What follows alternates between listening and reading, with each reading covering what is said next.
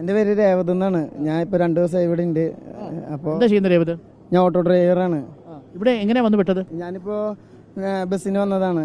അപ്പോൾ നമ്മളെ കൊണ്ട് ചെയ്യാൻ പറ്റും, നമുക്ക് രക്ഷപ്പെടുത്താൻ പറ്റില്ല. ഇപ്പോൾ അരുൺ ചേട്ടനെ നമുക്ക് ജീവനോടെ കിട്ടുമെന്നാണ് നമ്മുടെ എല്ലാവരുടെയും പ്രതീക്ഷ, കേരളക്കാരുടെ പ്രതീക്ഷ. അപ്പോൾ അതിൽ നമുക്ക് ജീവനോടെ കിട്ടി കഴിഞ്ഞാൽ ഒരു ആശുപത്രിയിൽ കൂട്ടിയിരിക്കാനാണെങ്കിൽ എന്നെ കൊണ്ട് പറ്റുന്നത് അത് ഞാൻ ചെയ്യാൻ തയ്യാറാണ്.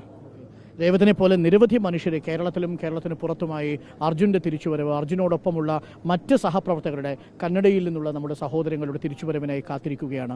നേരത്തെ MLA പറഞ്ഞൊരു വാചകം വളരെ പ്രധാനപ്പെട്ടതാണ്. നമ്മുടെയൊക്കെ ഒരു ആചാരമനുസരിച്ച്, ഒരു രീതി അനുസരിച്ച് നമ്മുടെ പ്രിയപ്പെട്ടവർ ഇങ്ങനൊരു ദുരന്തമുഖത്തുപ്പെട്ടാൽ അവർ തിരിച്ചു വരുന്നതുവരെ ഉണ്ണാതുറങ്ങാതിരിക്കുന്ന മനുഷ്യരാണ് തങ്ങളുടെ പ്രിയപ്പെട്ടവരെ. നേരത്തെ ഏതോ ഒരു പോലീസ് ഉദ്യോഗസ്ഥൻ ചോദിച്ചു അത്രേ, ഇതിൽ ഈ മണ്ണിനടിയിൽ കിടക്കുന്നത് ഏതെങ്കിലും ഒരു VIP ആണോ?